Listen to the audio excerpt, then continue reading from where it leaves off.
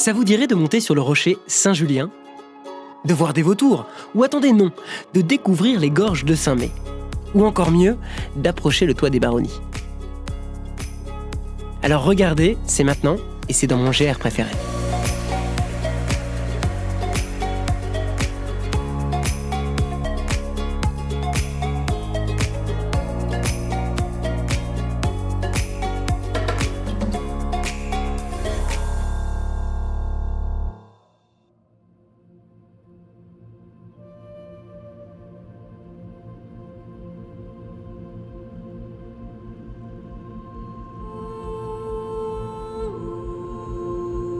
Bonjour Olivier, bienvenue dans les Baronnies, sur ce GR de pays qui fait le tour de ce massif préalpin. Tu es parti de Brantes, du pied du Ventoux, pour une première étape qui va te conduire jusqu'à Buis-les-Baronnies, juste derrière le rocher qu'on appelle le rocher Saint-Julien.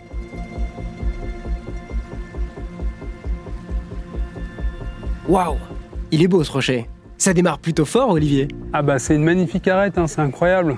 Attends, si tu veux, on peut grimper là-haut. Ah, c'est possible de monter? Eh oui, c'est possible. Viens, je connais un passage.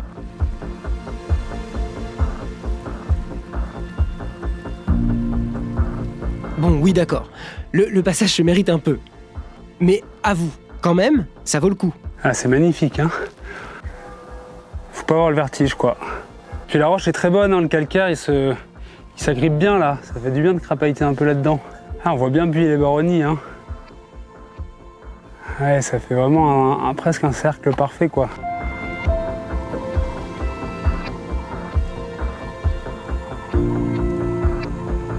Et il ne faudra pas au passage oublier de visiter les petites rues de Buis-les-Baronnies. Buis a quand même été la capitale d'une puissante seigneurie au XIIIe siècle avant d'être plus tard rattachée au Dauphiné. Bon, ça y est? Fin de journée, Olivier? Ouais, fin de journée, c'est l'heure de la douche. Ça va faire du bien, et puis après un petit dîner dans Buis-les-Baronnies.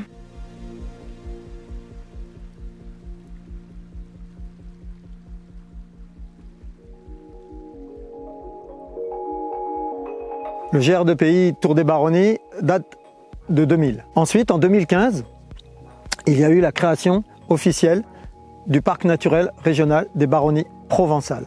Les Baronnies viennent de seigneuries qui étaient là entre le Xe et le XIIIe siècle et qui ont donné le nom à ce territoire. Et ces Baronnies allaient jusque dans les Hautes-Alpes. C'est pour ça que le parc naturel régional des Baronnies provençales s'est étendu sur ces deux départements. Maintenant, le GR de pays, qui à l'origine faisait 110 km dans la Drôme, fait 216 km avec la partie eau alpine. Et pour les randonneurs fatigués, après une bonne journée de marche, il y a de très bonnes adresses sur l'itinéraire, comme ici, au gîte d'Angèle, à Villeperdry. Et ben le voilà le gîte. Bonjour, Olivier. J'ai réservé pour une personne ce soir. Un peu, ouais, on a eu beaucoup de pluie là, mais j'arrive de Sahune. Pour parler un peu de coup de cœur, je pense que le gîte d'Angèle à Villeperdry, c'est un endroit où il faut aller. En tout cas, j'y retournerai, c'est certain. Où tu as Adrien et Flo qui ont repris en fait le gîte de leurs parents, enfin les parents d'Adrien, et qui t'accueillent avec une pension complète et au menu le soir, toute la nourriture de leur ferme. Donc tu te sens enraciné dans cette région. Ils ont un petit vin de pissenlit que je recommande. Alors pour le départ le lendemain, ça peut retarder certains, mais autrement, voilà, là tu planes, hein, c'est superbe. Les étapes que tu vas vivre, toi, sur ces 4 jours, vont être d'abord un paysage très méditerranéen. Tu vas avoir après une zone de transition entre, on va dire, ces baronnies très méditerranéennes et les hautes baronnies. Et tu vas cheminer derrière sur des montagnes avec plus de relief et des grands espaces de pâturage.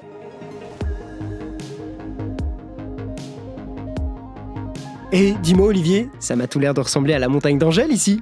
Le toit des Baronnies donc. Enfin sur le toit des Baronnies, ouais. Et puis la météo est sympa. Ça bouge beaucoup, donc ça crée des ambiances lumineuses vraiment jolies.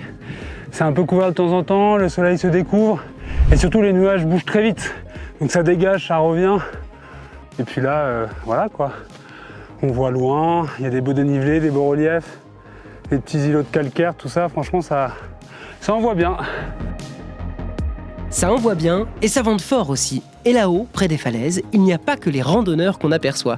Il y a aussi une silhouette familière. Et pour nous en parler, on a rencontré le spécialiste du secteur. Les premiers vautours ont été réintroduits ici en 1996 et aujourd'hui c'est la plus importante colonie de vautours fauves des Alpes. Il y a plus de 200 couples, il y a 237 couples cette année qui se sont reproduits. Alors c'est des oiseaux très grands, c'est le plus grand rapace d'Europe, c'est entre 2,50 m et 3 m d'envergure.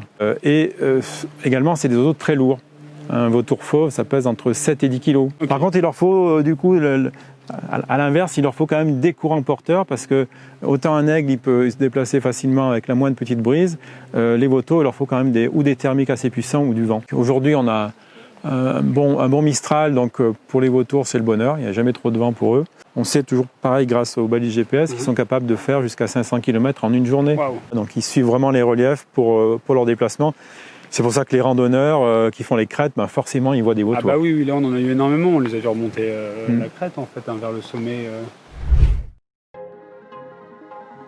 Oh, quelles sont belles ces baronnies. Mais qu'on se le dise, elles se méritent. C'est même Philippe qui nous le dit. Ce genre de pays est assez difficile. Les baronnies, c'est un relief accidenté comme tu peux le voir, qui culmine à 1600 mètres, mais les vallées sont très basses. L'altitude est peu haute, mais les vallées sont basses, donc il y a du dénivelé sur chaque étape. Il est quand même réservé à des randonneurs qui ont un petit peu l'habitude de randonner en région méditerranéenne.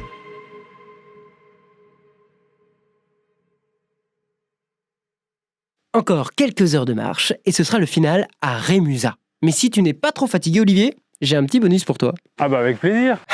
Tu dis ça, mais tu ne sais pas où on va. Ah bah dis-moi. J'ai une petite boucle, un petit PR qui monte là-haut, au sommet du rocher du Caire.